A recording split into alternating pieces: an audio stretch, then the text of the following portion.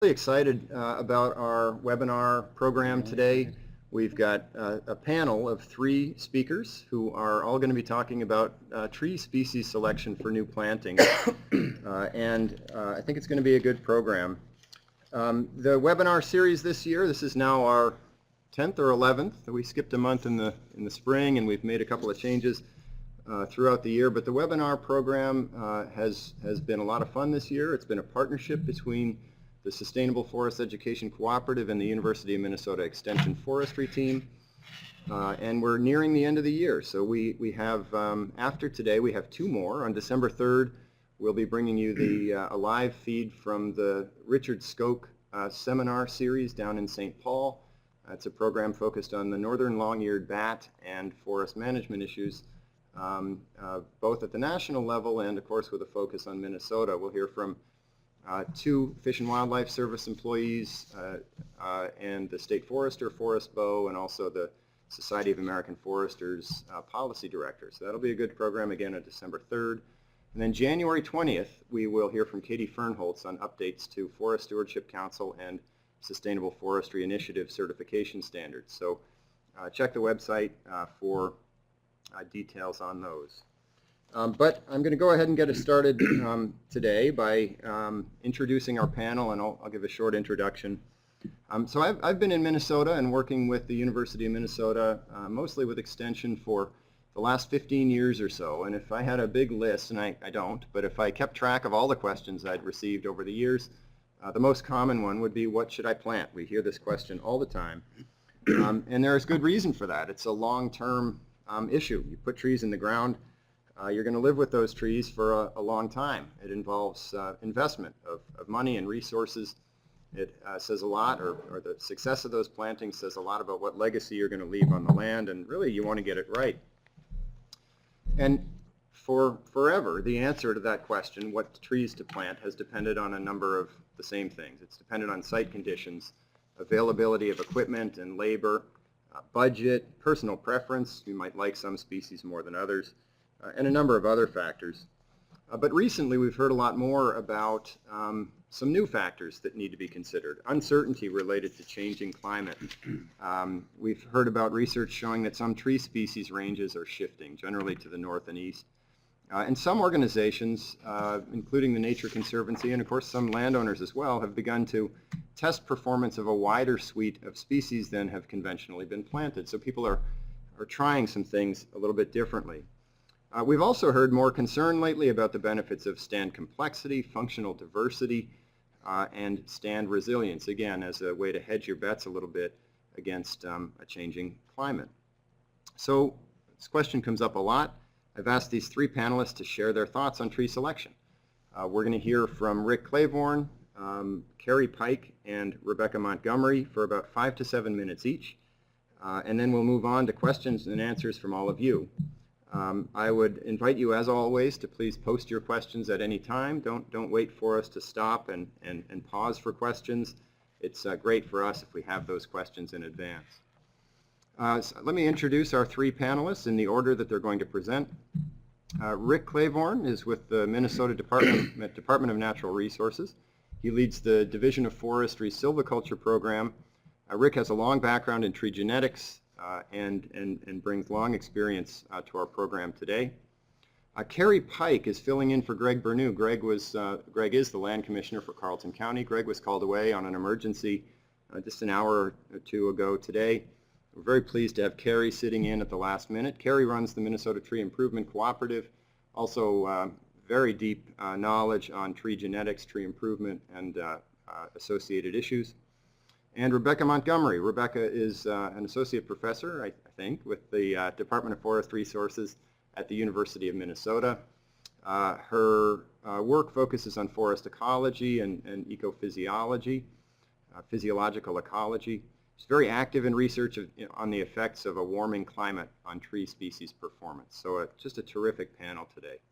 I'm now going to hand it over to Rick for 5 to 7 minutes. And I've asked the panelists to answer a couple of questions. What are the most important factors to consider in selecting tree species for planting? And what data sources or key questions do you need to know to make that decision? So again, most important factors, and then where do you look to answer that or to know? What data sources do you look to? We will be sharing all of the links with all of you after the program. Rick, you're on. Thanks, Eli. And Eli's right. This whole what to plant question is something that pops up all the time. And when the question comes up, the people that are asking it are really kind of looking for something specific. What species do I plant? And I'm not really sure we're there yet. I mean, some folks have kind of taken a stab at it, but I'm not sure we really know exactly which species should be planted. And that's okay. I mean, we're still working on it. In the meantime, there are some things I think we can be and should be doing. And first of all, I think we just have to manage for diversity. Lots of diversity. We want to manage sites that are very robust. We want to manage for site resilience. We want to give Mother Nature a lot to work with. I mean, oftentimes we talk about the forester's toolbox and all those things. Well, Mother Nature has a toolbox too, and it's just brimming with diversity and variation in the sites that we manage. Not only the sites, but across the landscape. When we're managing for diversity, we don't want to plant just one species. We want to plant several species. We want to make sure we plant the right species on the right site. One of the important considerations is to evaluate your site and see just what that site is supposed to do. You can go out and take a look at what's there now, what's doing well there. Maybe you want to plant with more of that species. I'm sure you've all heard of the ECS program. The ECS program gives us descriptions of native plant communities. What's in the canopy, what's in the understory, what are the herbs and forbs, and what are the shrubs, and what are the tree species.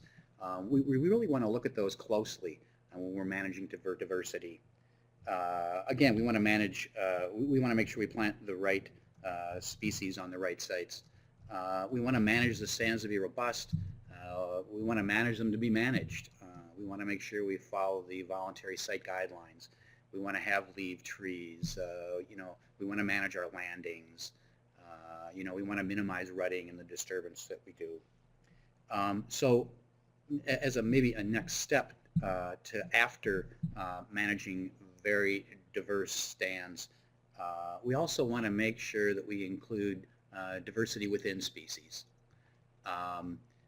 The DNR nursery program in particular, all nurseries generally, have very good and clear and well-defined seed source control programs where basically when you order trees, the nursery is going to ask you where you want to plant them, and they're going to try and match up that seed source with that planting site.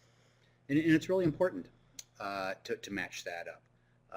And seed source control isn't something you do just for a part of the state. It's the whole state of Minnesota and even the region, the Lake States region.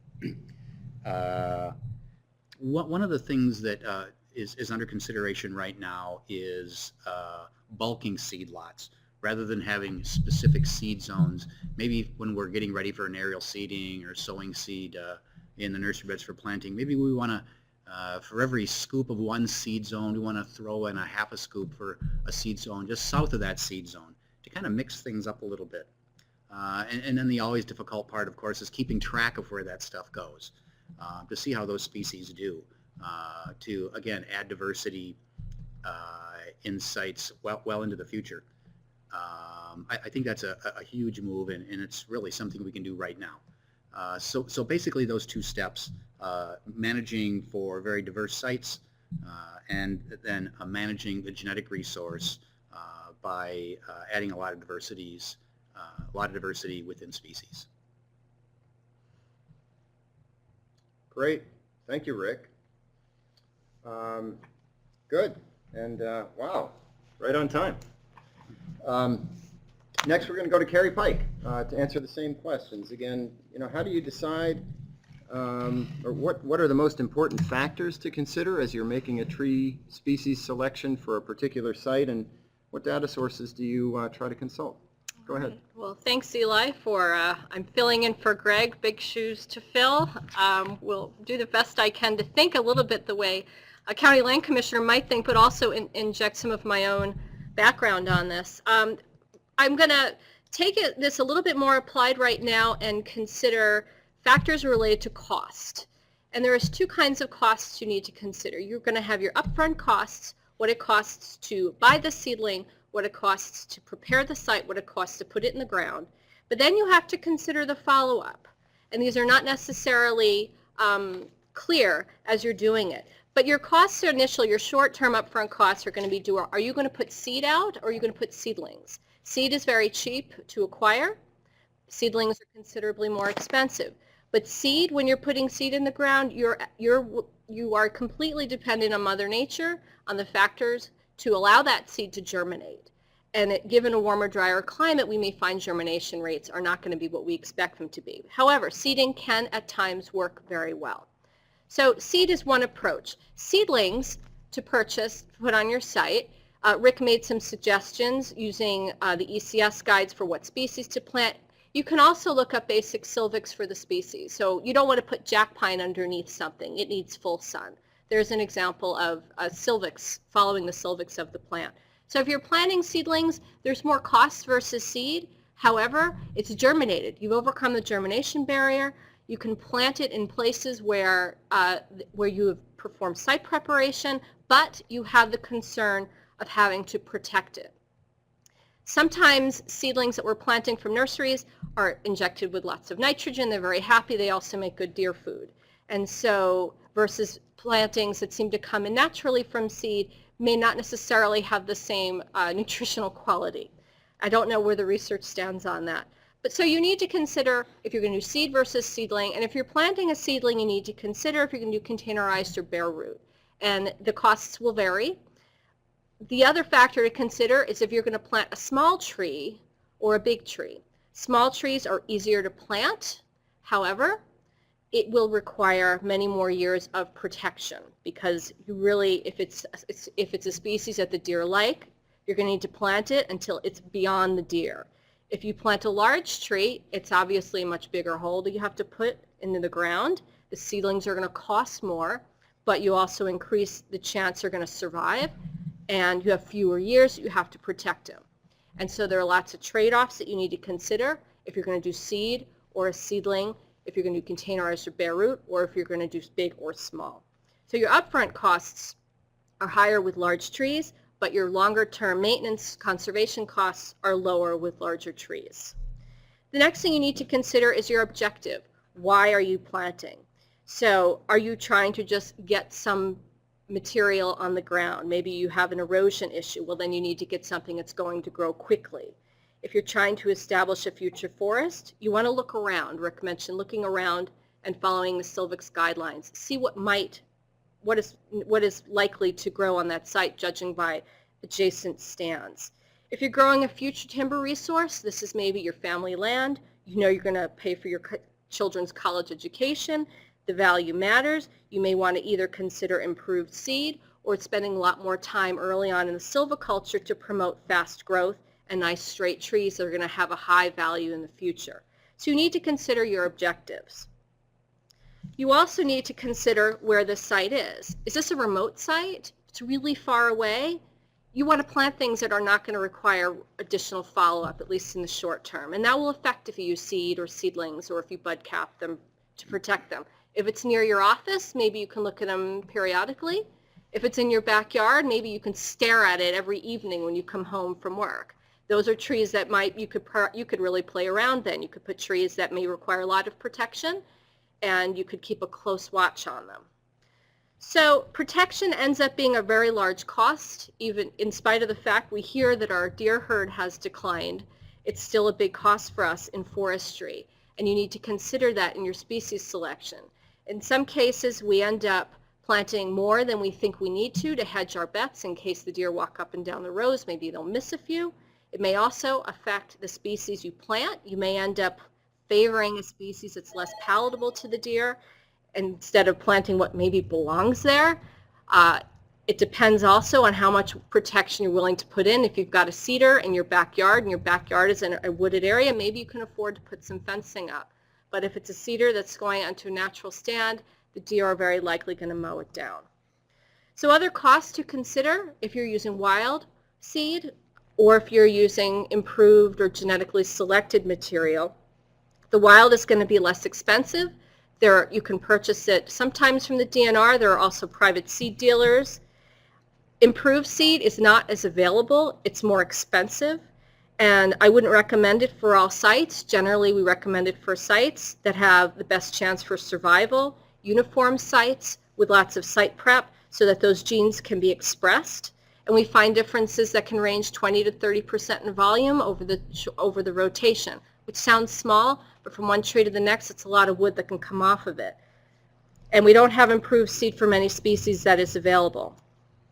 So how far can you move seed if you're going to use wild sources? It varies by species. Red pine, you can probably move the furthest. There's not a lot of genetic variation. Jack pine, though, you can't move it very far. There is much genetic variation in jack pine. It's very sensitive to seed transfer. I would say no more than 100 miles from the site that you're going to be planting it is probably a good recommendation. White spruce, red oak, others are going to be more intermediate. In those cases, I would follow the seed zones. The seed zones are roughly 100 miles north to south, about 200 miles east to west. That's probably a good rule of thumb as well if you don't know. But the point is that the distance that you can move them will vary a bit. Publications I would use. There are NIACS has Northern Institute of Applied Climate Science, I hope I got that right, has a very handy publication to address climate change. The NRCS has a website with a lot of information on it, and the ECS manuals are there as well, and your own eyes look around and see what's growing naturally there. Consulting foresters, forest stewardship plan writers are also maybe folks who can give you assistance on this. And if you're doing something really creative, you may want to contact the U of M or a research organization for things like ash replacement. I don't know what the current recommendations are. And in Carleton County, I can say they're experimenting with putting in a hemlock seed collection area so that we can have some more seed for possible use in this neck of the woods. So that's all I have. Carrie, thank you. That's great. A couple of real interesting presentations. I want to remind folks, feel free to type questions in at any time. After we hear from Rebecca, which we will momentarily, we'll begin taking questions. So feel free to put those in anytime. And with that, I am going to hand things off to our third presenter, Rebecca Montgomery. Rebecca, you're on. Great. Can everyone hear me okay?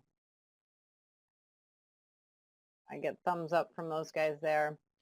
Okay, so I'm going to kind of talk, I guess I'm talking in some ways based on research experience I've had over the past 5 years working on a field project where we actually warm plants and soils by 3 to 5 degrees Fahrenheit. So I'm really thinking about how do we think about the future of our forests, and how do we think about planting given that we do have a lot of projections in terms of changes in climate, including warmer temperatures and sort of mixed results in terms of potentially drier summers and overall drier conditions. I guess I like to start with thinking about this issue of what you do in some ways depends on your management objectives. And in terms of climate change adaptation approaches, there's really 3 strategies that people talk about. One is the first is a resistance strategy, and this is really if you want to keep what's on your land more or less the same, then you really need to think about how do we improve the defenses of that forest against some of these effects of change. So in this case, you might be planting some of the same species as in the past, but then using silvicultural approaches that would increase the resistance of those species to stressful conditions perhaps associated with warmer temperatures or with drier conditions. And so perhaps you might thin to reduce competition or stress. You might remove other stressors like invasive species or treat disease pockets or things like that, increase kind of the resilience and the defenses of those species that are there. That's kind of this resistance strategy. If you have management objectives that really depend on the species that dominate your property at that point. A strategy that I think is kind of moves towards what Rick was talking about is this resilient strategy, this idea that you're perhaps accommodating some gradual change and the kind of creating resilient forests in the face of these changes that may have some uncertainty. And so these approaches are things like fostering and promoting a diversity of species. So the idea that you don't just plant one thing, you foster diversity both in species as well as in the age classes, and really give yourself some flexibility given that there is uncertainty about what future conditions might look like. Then the third strategy would be more of a transition strategy. This is if you are looking to actively promote change on your landscape, and that's something that you feel strongly about or that works within your particular goals for your property. And in terms of the transition strategy, I would, given some of the results that we've seen from our climate change experiment, I would actually say that that transition strategy would actually promote more temperate species such as maple, basswood, and oaks. These are things that are present throughout Minnesota, even as far north as some areas of the Arrowhead. They're much more rare there, but I think that taking approaches that would basically promote those species, either through promoting individuals and reproduction of individuals that you currently have, or planting those species. I think that's an actively promoting change. Our work shows that under warmer temperatures, those species have higher performance. And then the second piece of that transition strategy would be thinking about where your seed sources are coming from, and the possibility of thinking about choosing more southern seed sources, choosing seed sources that are actually from slightly warmer conditions that are more matched to the climate conditions projected 50, 75 years into the future for your site. One thing that I'll go out a little bit on a limb here and say that I probably wouldn't recommend to people investing a lot in boreal conifers, and this might be something that will create some discussion. And the reason I say that is that our experiment, which was done at both Cloquet and at Ely, when those trees are grown at warmer temperatures, they have a lot lower germination rates, and when you plant seedlings, as Carrie had mentioned, seeds versus seedlings, those seedlings can have up to 40% slower growth. And by boreal conifers, I mean our spruces and firs. We don't see such strong negative effects of warming on our boreal hardwoods. And now I see that, is everyone hearing me broken? I see, sorry, I'm looking at a comment and I don't want to keep going if people are missing. Okay, keep going, Eli says. Great. Let's see. So that's kind of my rapid fire, what do you plant? In terms of resources, I will echo Carrie. I think that the forest adaptation resources from the Northern Institute of Applied Climate Science are good. They've done regional vulnerability assessments for the North Woods region, so these are available for both Minnesota, Wisconsin, Michigan, and given that we do have overlapping species, I think they all are a good resource. And then they also have a workbook on forest adaptation resources that basically walk you through these steps. What are your goals? What are the challenges facing climate change for these particular, meeting your goals, and then moving on to thinking about what kinds of strategies might you use. The second resource I would say is that the Nature Conservancy has put together what they call a collaboratory for climate change adaptation, and they also have resources as well as discussion forums, and that I think is going to be a place to look for resources as well in the future. And then the others have kind of mentioned good resources, so I'll just stop with those two. Okay, I'm going to do.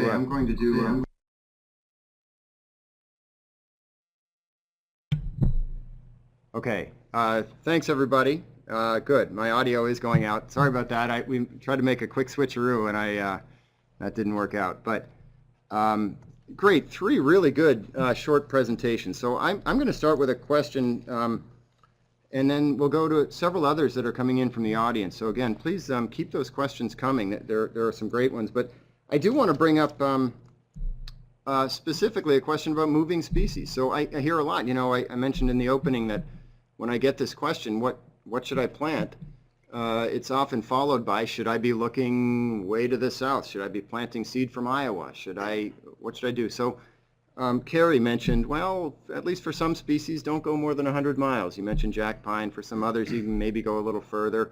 Rick really emphasized resilience and diversity and a diversity of functional responses and so on. Didn't really talk about moving, and Rebecca made some reference to it, but what about that?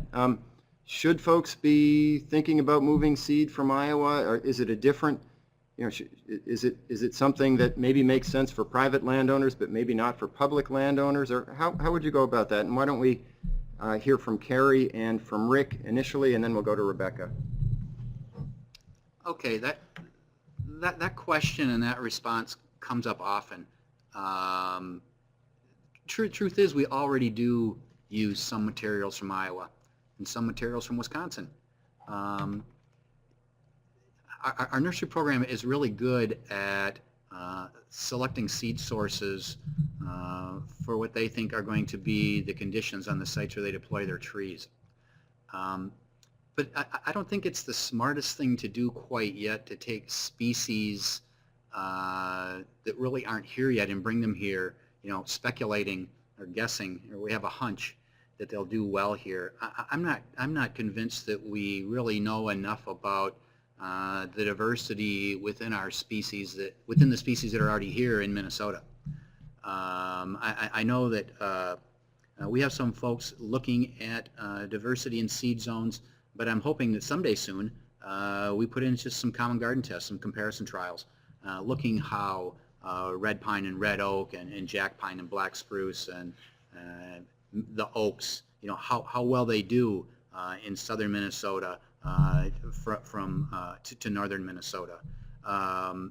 So anyway, to answer that question specifically, I'm not so sure that would be the smartest move, but instead to work with the material that we already have here and just to somehow start mixing things up in terms of the genetic resource within the species we already have here. And I'll add to that there's the context is necessary, that if you're in Houston County and way down in southeast Minnesota and you're moving, you know, you may want to look to Iowa for seed. It's just a political boundary. But again, you know, if you want a rule of thumb, if the border is about 100 miles south of you, it's probably okay. You know, we don't have the tests right now to put a hard number on what you can move things, but typically it's important to consider that north-south transfers are going to be more sensitive in terms of the response than an east-to-west transfer, because plants are very tuned into photoperiod, and when you move them into different photoperiods, they're going to respond strongly, whereas you can move them east to west quite a ways. So if Iowa is just 100 miles south, then it's fine, really. I mean, remember, it's a political line. But if you're in Itasca County and you want seed from Iowa or acorns from Iowa, I would question the wisdom of that. Mute, please, Mike. Rebecca, anything to add?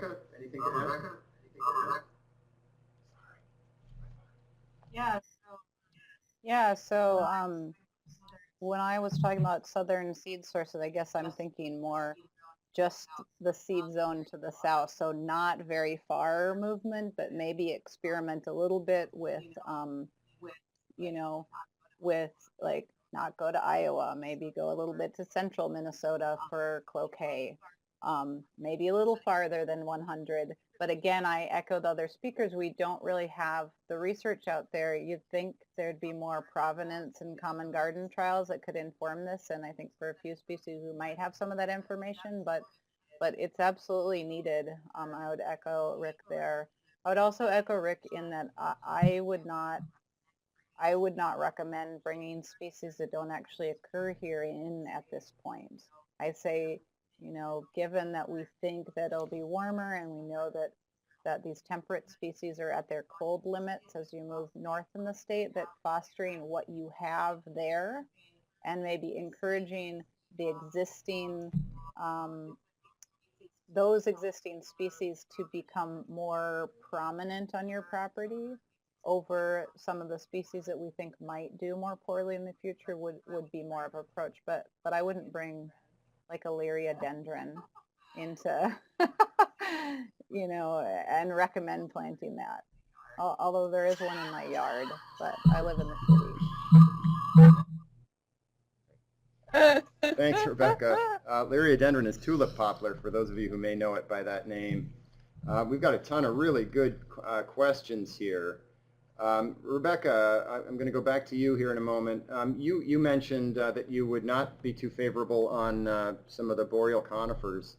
A question from Grand Rapids, what about other lowland sites, tamarack, northern white cedar, or maybe that meant lowland species, not sure, but any additional thoughts on possible replacements for those boreal conifers, at least those lowland boreal conifers?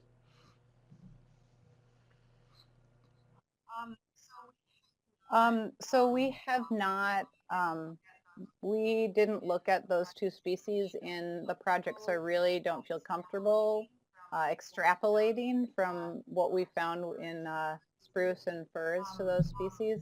The question about lowland sites, you know, I think we're going to learn a lot more about lowland sites in tamarack and cedar and black spruce from the spruce project that's being put in north of Grand Rapids right now, where they're actually warming a lowland site. And I think that is a project to watch in terms of getting information on those lowland species. I think since I'm on here, I'm going to take the liberty of taking this question and mixing it with a question that came in from St. Paul that I noticed about, you know, trees adapted for 50 years from now. And as I made that comment, I was thinking, well, what do they do now? So I think that we do have some challenges here in terms of thinking about planning for the future, but also dealing with current conditions because trees are long-lived. And, you know, I think we're already seeing warmer conditions compared to 40 years ago. And so I would still, if you're comfortable with moving your site in a different direction, based on, you know, our data, I don't think that some of those boreal conifers are going to be as productive in the future. And so, you know, keeping them thinking on a 50-year horizon, yeah, but beyond that, I think that other species are going to potentially be better choices in the future. Thanks, Rebecca. Next question. In general, white pine is better adapted to easterly and northerly aspects. Will this be a more important consideration as the climate becomes warmer? So will we have to pay more attention to things like aspect as we see the kinds of climate change that we expect to see? Any thoughts? It's kind of a tough one. It is a tough one. And Rebecca, this is where you need to let me know, raise your hand or something if you would like to respond. Looks like you stumped us. Yeah. Okay. If anyone else has any comments on that question, hey, great.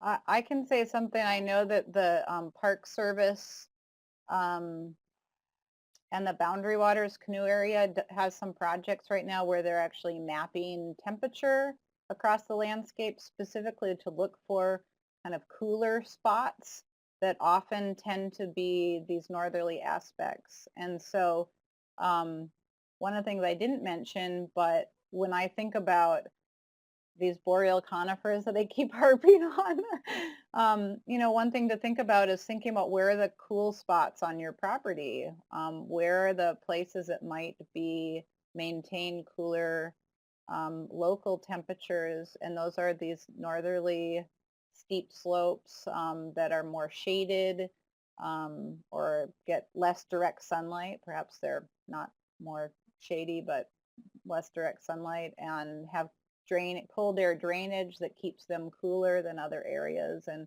I think that's something to think about when you think about what to plant, is where are the places that are going to remain wet even if there's a drought, and that might be a place where you might think about planting your more moisture sensitive species. Where are the cool spots on the landscape, and that's a place that might maintain some of these cooler climate species. So I do think that that's something at a kind of local scale that is worth consideration as the climate warms. Go ahead, Rebecca. Thanks, Rebecca.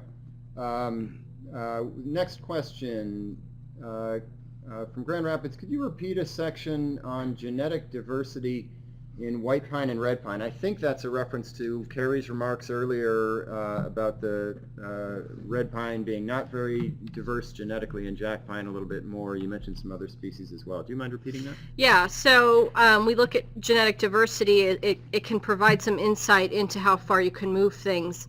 With red pine has extremely low genetic diversity. If you walk in the woods, you'll notice that many red pines look a lot alike because they share many of the same genes, much more so than other conifers would. So red pine has a low genetic diversity. As such, it can be moved fairly long distances to plant. You can use seed sources. Actually, we found in the Provenance trials, the best seed source came from southern Michigan. We have orchards, though, where we can get very good genetic gain. So that's red pine. White pine, white spruce are more typical of our wind-pollinated conifers in that they have very high genetic diversity, which is what you would expect with a wind-pollinated conifer. They, along with jack pine, are a little bit more sensitive to how far you move them. And so we recommend the 100 miles really for jack pine is probably, it's a small distance, but it's a safe one. But white pine and white spruce both have a fair bit of genetic diversity as well and can be moved probably a little bit more east to west than that. Again, I would recommend following the guidelines for the seed zones that the DNR has. But they can be moved fairly broadly in northern Minnesota. Some of those seed zone lines could or could not be followed. It depends. I don't know if that was the summary that they were looking for. Yeah, I think it probably was, if I understood the question right. Thank you, Carrie. Next question from St. Paul. What about Baroque? Is Baroque a species for all of Minnesota in the future? Any comments on that? And Carrie, Julie, I wonder if this is a good time to post the link to the tree atlas, the climate tree atlas. Any thoughts on Baroque?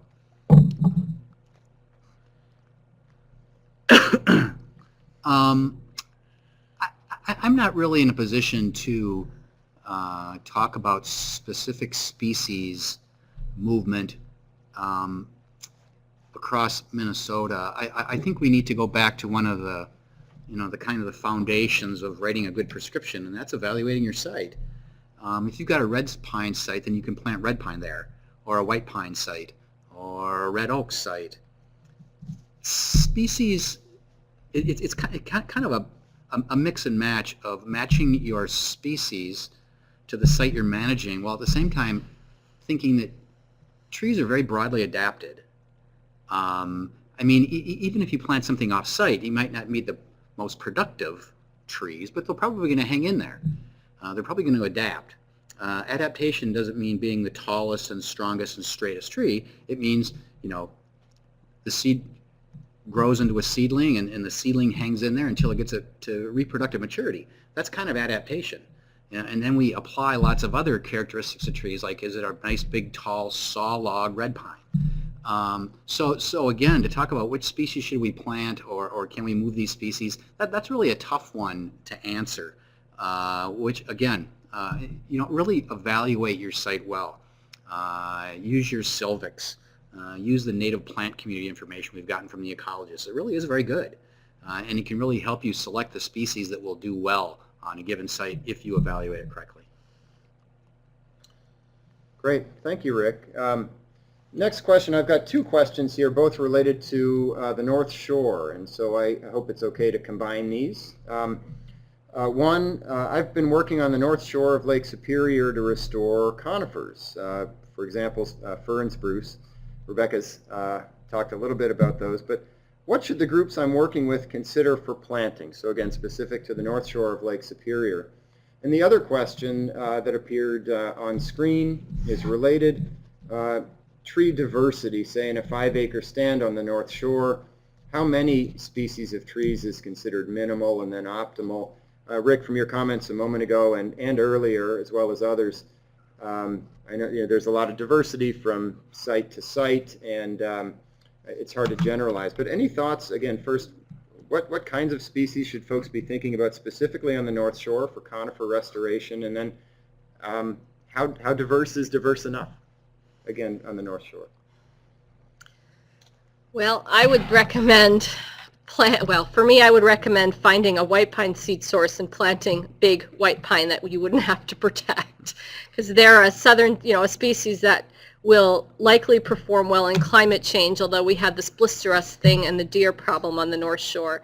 So you could plant them bigger trees that you wouldn't have to protect as much, and then manage for blister rust resistance by clipping off, by doing the pathological pruning. Because white pine was there historically, and is likely to, it would probably be there if we didn't have some of these other issues. Rick? Question from Don. In a 5-acre stand on the North Shore, how many species of trees is considered minimal diversity? Again, back to evaluating your site and maybe poking around and seeing what your native plant community is. That'll give you some clues onto how diverse that site could be or should be, depending upon how you read it. I think another thing that's important to consider is what's your management objective. Are you managing it for timber? Are you managing it for wildlife? Are you managing it because you just like having it? That's how I manage my place. I just like having it, so I like lots of diversity at my house. So it's really hard to screw down tight just the numbers of species that makes a diverse site. Go out and kick around your place a little bit. Maybe there's some red pine and there's some white pine. I know Rebecca is telling us that maybe the boreal species, the spruces and firs, might not do as well, but maybe sprinkle a few of those in your site too. Make sure you've got some openings so you can get a good understory going. If you have any management work, make sure that you're not banging that site up. If you have a fragile soil or a soil that might be rutted or damaged. There is no answer to the question, what's the minimum and optimal diversity. Just in your mind, whatever a diverse site is for your management objectives.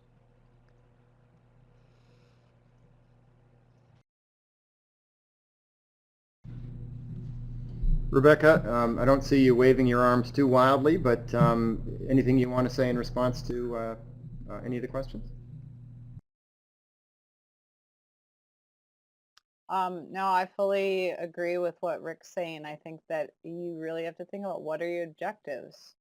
And I think that the work with what you have and work with what with what is recommended for the site, and use first principles. Those first principles aren't changing, even though the climate might be changing or some of the stressors might be changing. So I think you need to just stay solid in that area. So Rick said it very well. Mike? Thank you. Thanks, Rebecca. We have a question here. What about seed from areas that have temperature extremes, for example, North Dakota? Reasoning perhaps being that if a tree is accustomed to a wide diversity of conditions, maybe it would be more likely to thrive in a different location. Any thoughts? Yeah, you can move it east to west. You could move it to Minnesota, but I wouldn't, moving it east, but I wouldn't move it too far south. Again, the transfer distances, you can move them fairly wide east-west. Again, it's a political boundary, although in that case it also coincides with the prairie line. Will it have necessarily genes that will make it more adapted to wild conditions? Maybe, maybe not. It is true that there is some adaptation that occurs on the tree itself as the temperature, there are environmental cues that get imprinted on the seed, that is true, and that will improve its ability to adapt to a point. So some of those mechanisms may impart some adaptation, but I would still use this, safe measures and not move it too far north to south, but scooting it a little further east might not be a bad option. Thanks, Carrie. Next question, what about species right on the edge of their range, like black cherry and hemlock? I know that Greg Bernew mentioned the other day that I guess there are only 7 of them left. I hadn't realized this after the flood a couple years ago in Duluth, but there are a few hemlocks in Carleton County, and Carleton County is thinking a little bit about expanding there. Rebecca, why don't you take a crack at this again? So what about species? What about, so if we all agree maybe not moving species too far, at least north-south, but what about species right on the edge of their range? Go ahead, Rebecca.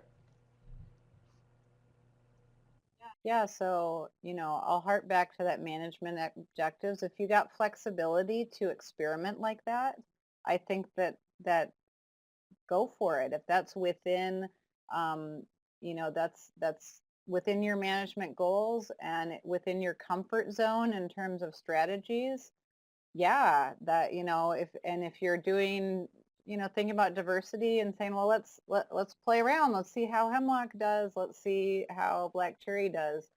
I think that I would say, yeah, that's definitely a possibility. I mean, our work suggests that things that are near their kind of cold climate limits, so their northern range limits, are likely to respond positively to warmer temperatures, as you might expect. If cold is one of the factors that limits their productivity, releasing that limitation is going to have positive impacts. But again, I think so I say yes, but it has to fit within what your goals are and your comfort zone in terms of what you want to do with your property.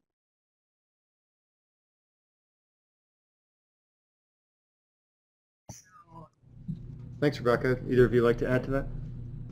No, I think she got it. Great. We had a field trip to the Chippewa National Forest and learned about challenges associated with black ash. What do you think about planting Manchurian ash as a replacement species? And I'm going to comment on this one quickly before I hand it off. I don't know if either of you here or Rebecca wants to comment on that. There is a study in place in the Chippewa to look at replacement species for black ash.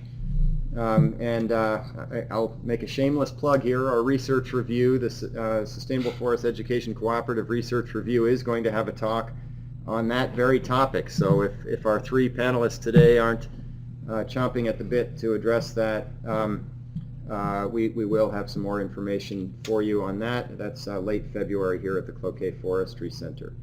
Any thoughts on replacements and maybe specifically Manchurian ash? Yeah, that's a tough one. I don't believe I've ever seen a Manchurian ash. I know that there's some work being done in northern Minnesota. I think, is that Tony D'Amato's work where he's sneaking a few Manchurian ash into the mix? Yeah, the only kind of general guideline I would say it is it's definitely an exotic. And we know what happens when we bring exotics in sometimes. Sometimes exotics beget exotics. And I would hope that we would be smart enough to do some screening and look at some things before we start bringing species from that far away into Minnesota.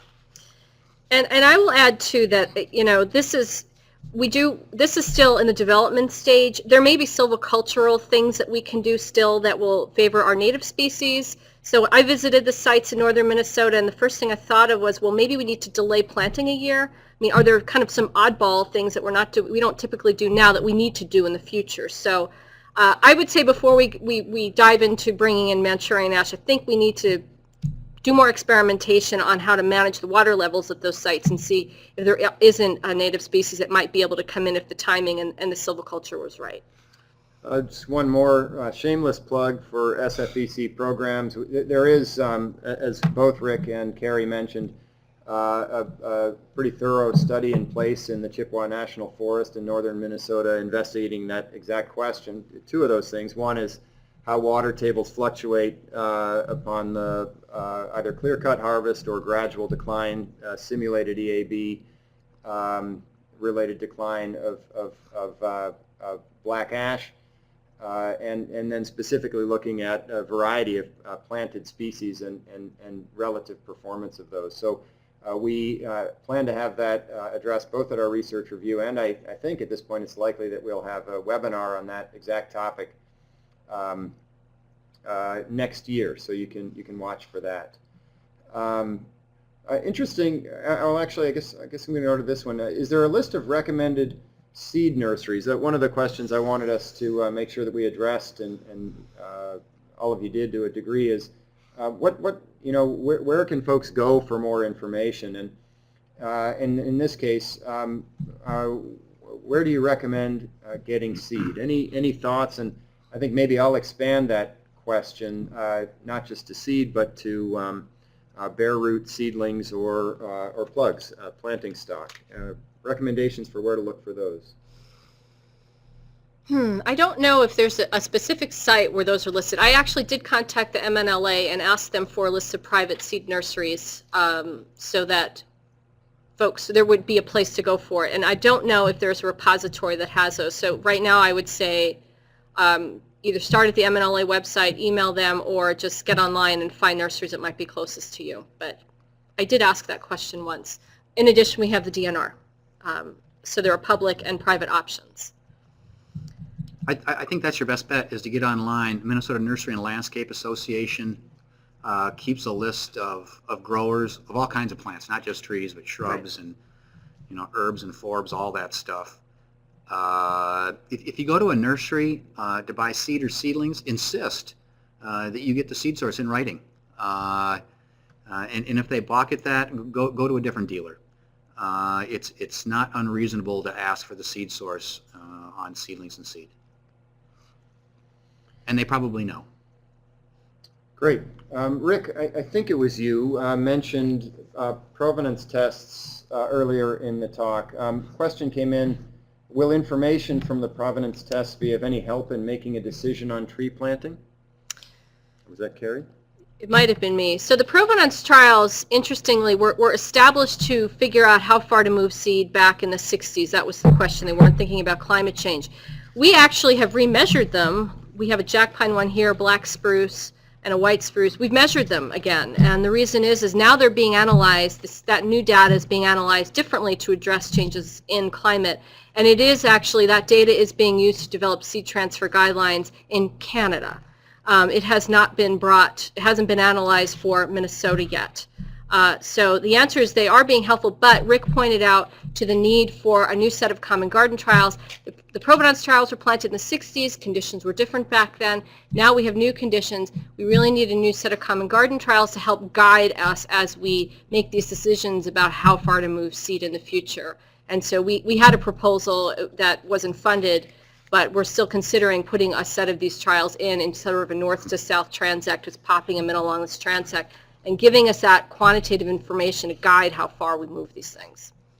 I also think that, and I'm not sure, Carrie's a lot closer to this than I am, but I think that a lot of our older provenance trials are single species or maybe two species. And I think that we could have multiple objectives in a newer round of common garden tests. We could have different seed zones from different species included in the same test. We could pick 4 or 5 or maybe even half a dozen species and vary the seed zones within those species in these tests. I'm a little surprised we haven't done it yet. We should have started yesterday or last week or last year. But it would certainly help us learn about, how species perform relative to one another in the same species and among species from south to north in the state. It'd be really fun to have that information. But very hard to analyze. Well, yeah, but that's why you get the big bucks. Oh, yeah. We'll go out and do some measurements and let the statisticians chew on that one for a while. Great, thanks you two. Question here from Cloquet. Are there specific species already found here that any of the panelists would caution against planting at the moment? For example, ash species, now that EAB has been found here, or maybe eastern red cedar due to its invasive tendencies, or others? Well, I would say if you're going to plant something that the deer are going to eat, be very wary unless you are prepared to protect it. So we have a lot of species that are big. You have a lot of big northern white cedar, but they were planted at a time or established at a time when the deer weren't eating them. So I think that's a big consideration, as well as what Rebecca discussed with respect to the boreal species. Maybe not invest that much. I mean, the balsam fir may come in, and black spruce, we typically aerial seed instead of planting it, so we're not putting a lot of investment into survival of individual trees. But otherwise, I think mainly our species are good except for when they get eaten. That's a really good question, and I don't know how to answer it other than to say that even though all these pines and things have been here for thousands and thousands of years, there are new things that are happening to us as we manage white pine. White pine blister rust, not new, but we know that the blister rust problem is here, and we have some silvicultural solutions for that. We know that the deer like to eat them, so we know we need to protect them. Red pine, the whole diplodia problem in regenerating red pine. The emerald ash borer. What's the one that gets maples? The long.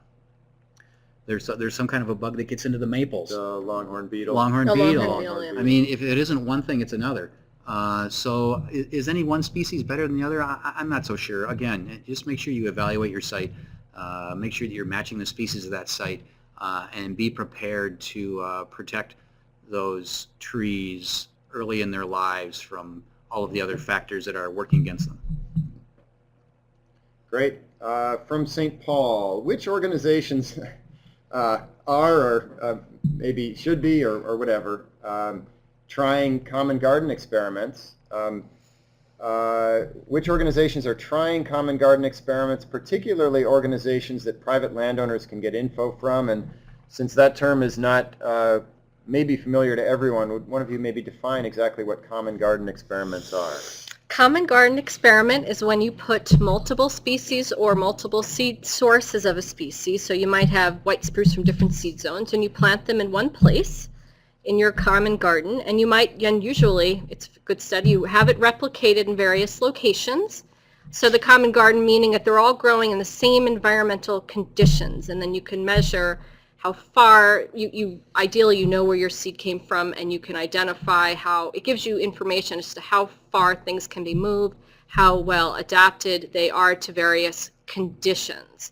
The Nature Conservancy is putting in a very large trial. It is a form of a common garden trial up in northern Minnesota. They're doing it with UMD, and we have historically put them in. We are due up for another one here with the Minnesota Tree Improvement Cooperative, and we work with the DNR. And the federal folks, to my knowledge, are not doing that unless we're collaborating with them on white pine. We work with white pine and the federal folks. Otherwise, we haven't, I mean, there was a big push to put these common gardens in the 1960s. It was done through federal money. There was a ton of support, international support, Canada and the U.S. We've seen money for those types of projects decline and expertise decline since the 60s. Forest geneticists, as they have retired, have not been replaced. So not many folks are doing it now. All right, we are now at our time. We do have a couple more questions that we did not get to, so we'll see if we can respond to those offline to the folks who submitted them.